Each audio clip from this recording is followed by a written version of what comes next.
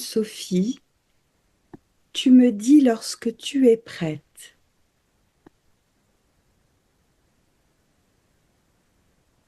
Je suis prête. Très bien. Alors en te connectant exclusivement à ta supraconscience, que peux-tu me dire au sujet des pensées? Et plus particulièrement, que deviennent les pensées lorsqu'elles sont émises?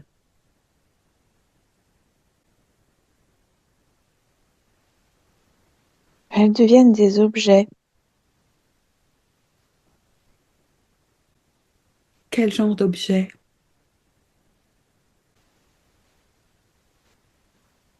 Et laisse venir les sensations, les impressions, peut-être les images,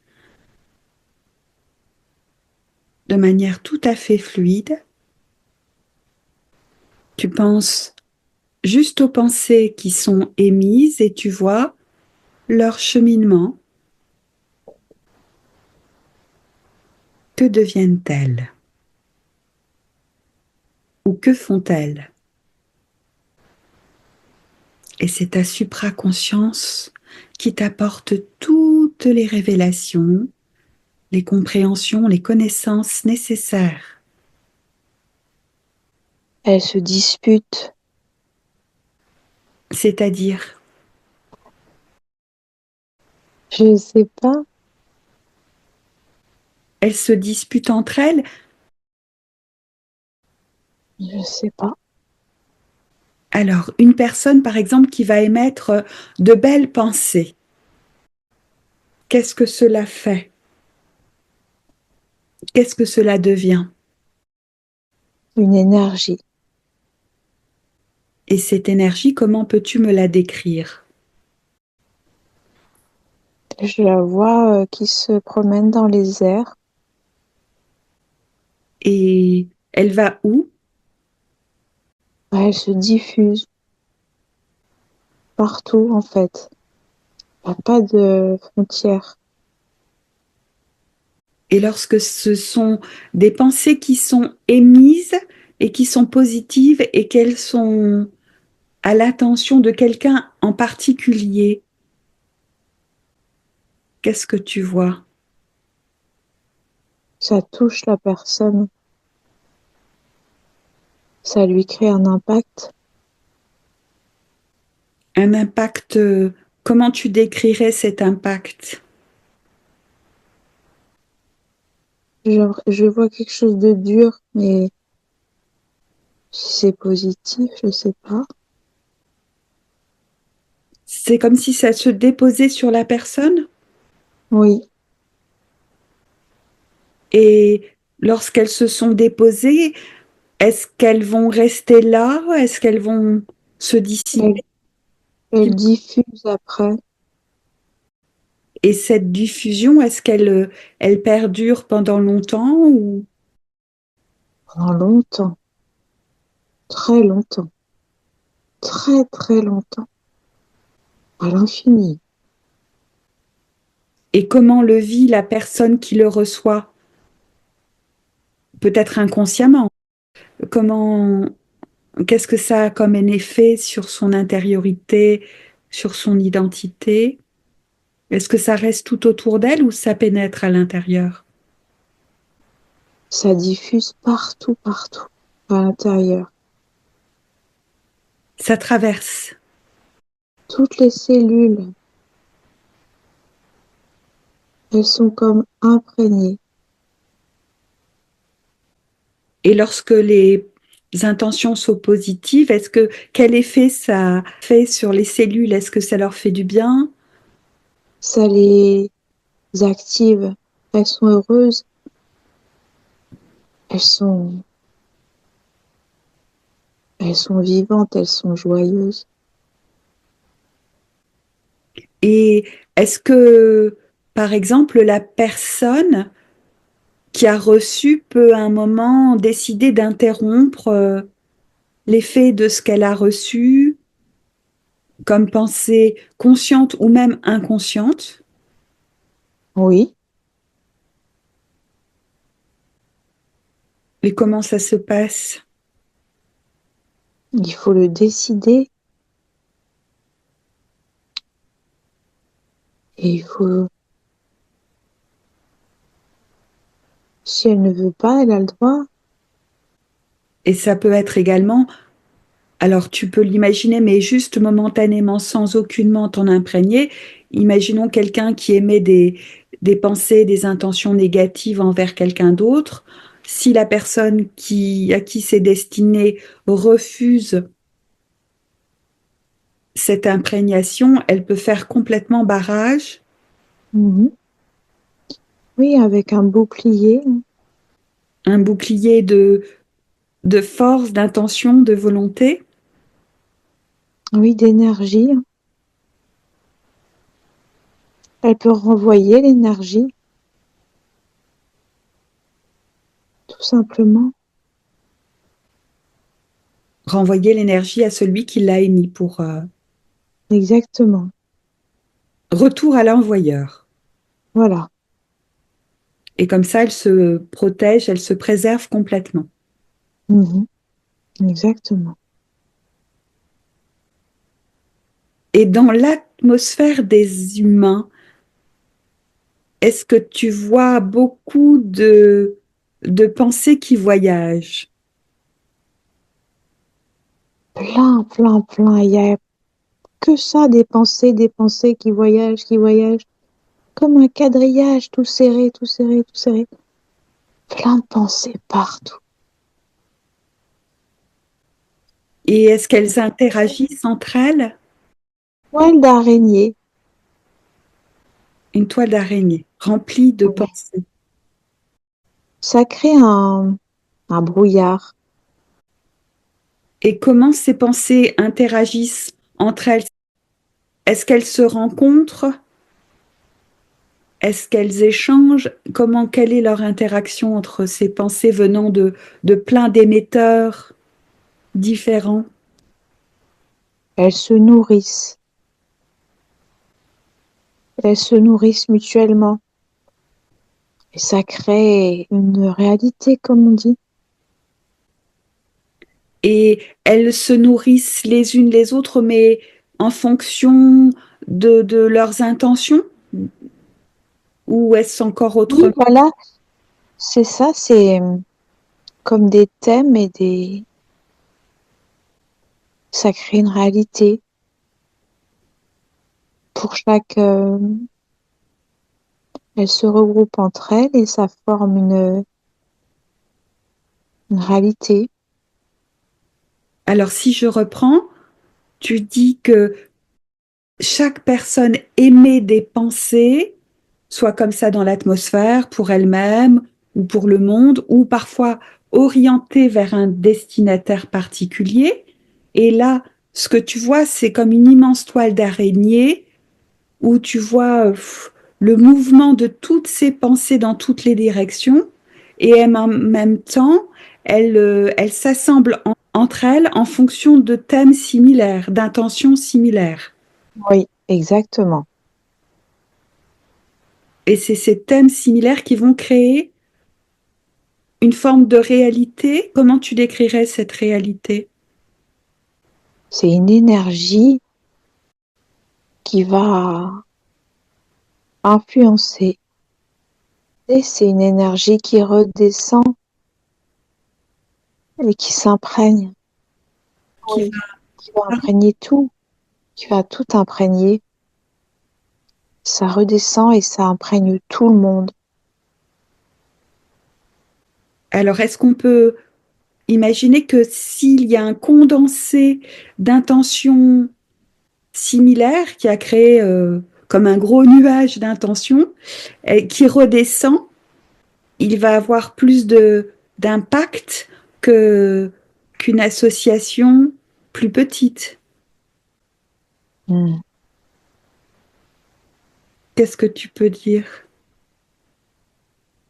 Il n'y a pas de limite en fait, c'est quelque chose qui est infini, qui va exister au-delà des gens.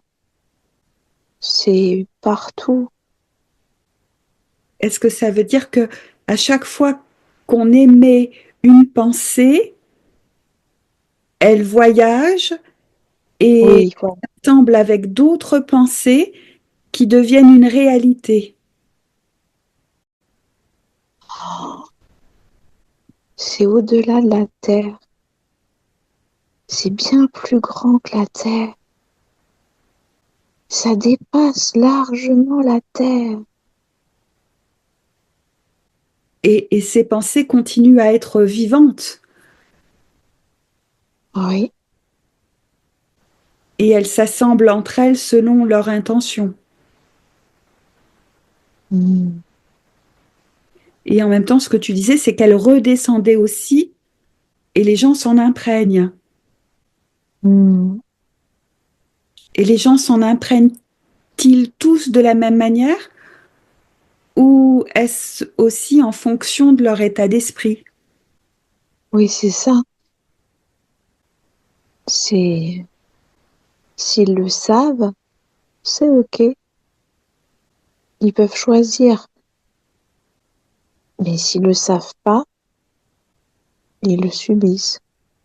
En permanence, il y a des flux d'informations, de pensées agglomérées plus ou moins importantes qui retombent comme des nuages et qui Ouais. retombent de la pluie et les gens s'en apprennent sans s'en apercevoir et s'ils s'en aperçoivent pas, ben ça pénètre en eux, peut-être au point que les gens pensent que ce sont alors leurs propres pensées, Mm.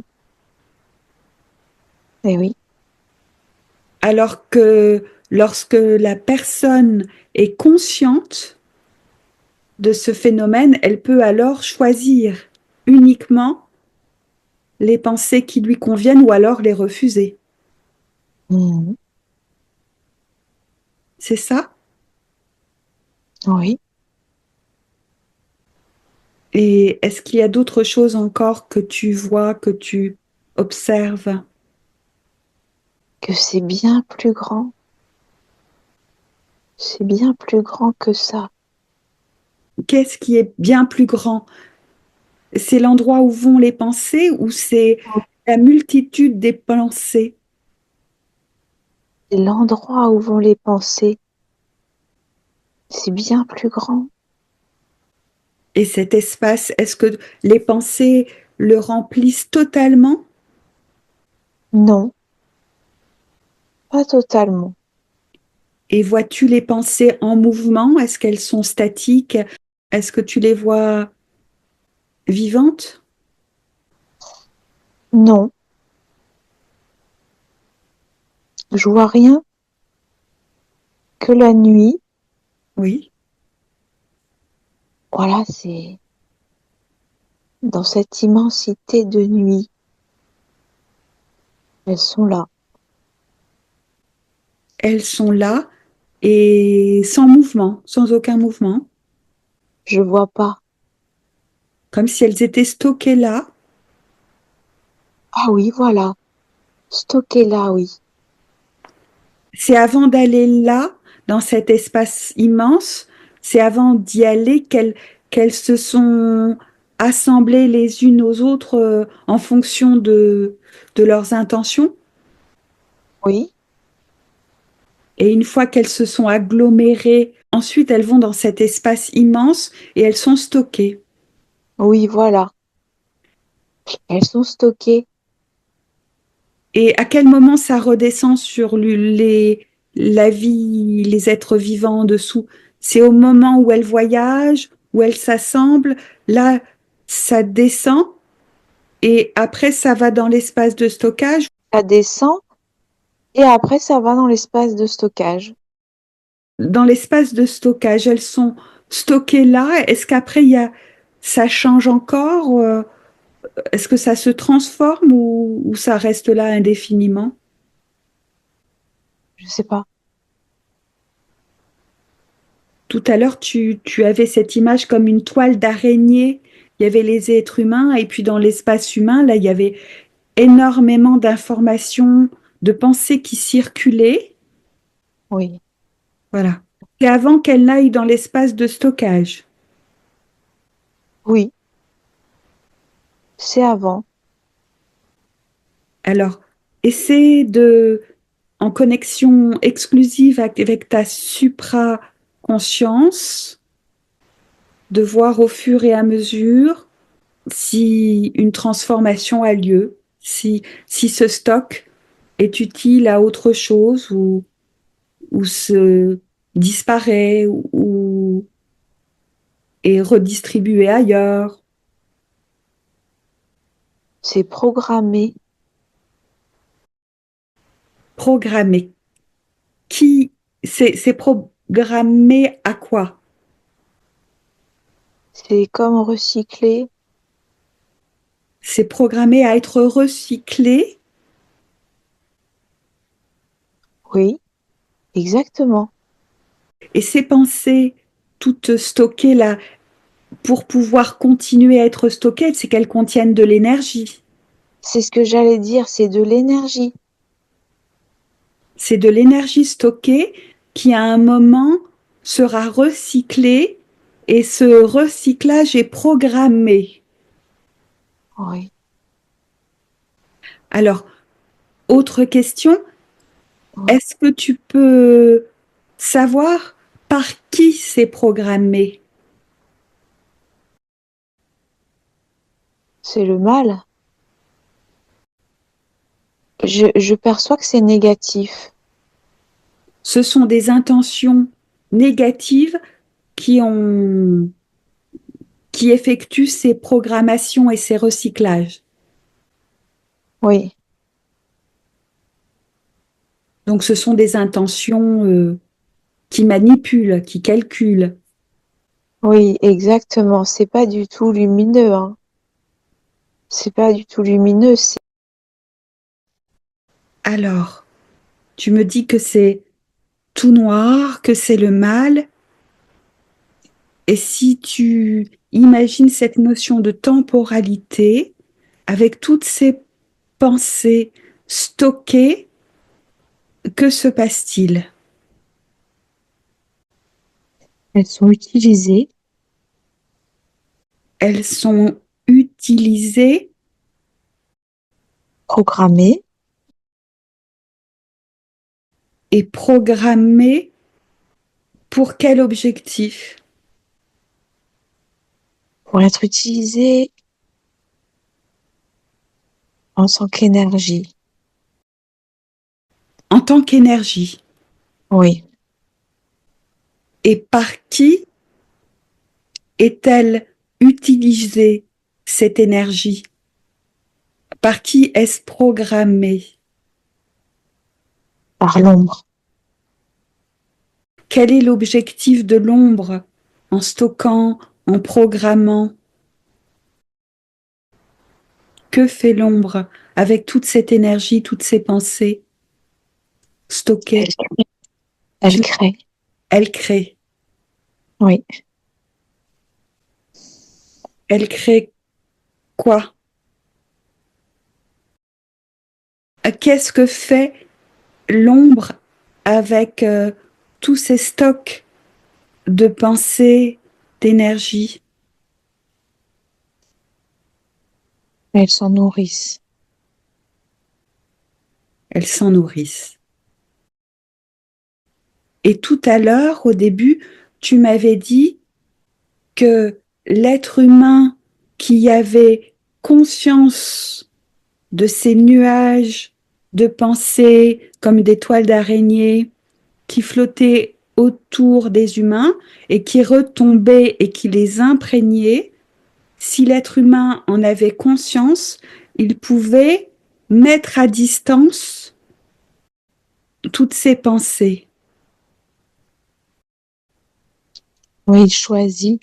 Il dit non. Il peut refuser des pensées qui ne Exactement. lui correspondent pas. Il faut qu'il le sache pour dire non. Et il dit non.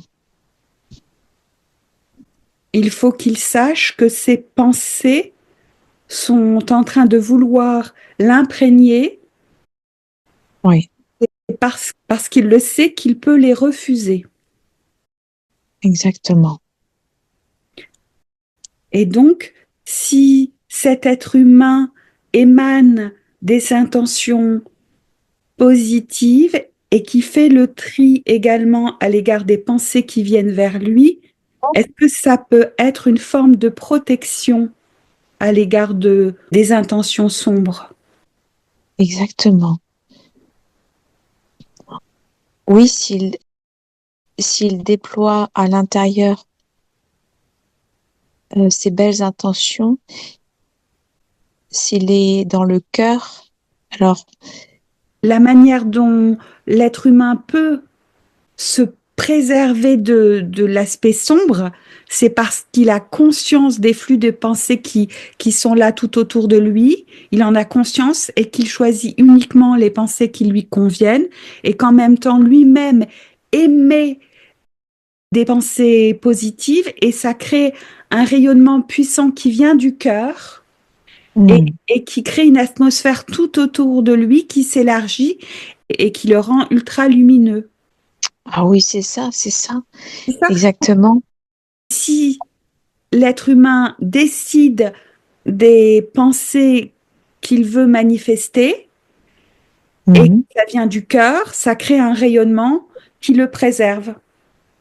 C'est beaucoup plus fort que ça, c'est-à-dire que c'est, oh là là, c'est-à-dire que ça prend tout l'espace en fait, tu vois, ça Voilà. prend toute la place, c'est-à-dire que c'est même, c'est partout, c'est plus qu'un rayonnement, en fait, ça prend tout l'espace, c'est ça, ça prend instantanément tout l'espace, voilà, Il y a une émanation qui vient de la personne, oui, une, éma- voilà, une immense émanation lumineuse oui, qui sort du cœur de la personne et qui l'enveloppe voilà, complètement et qui se propage.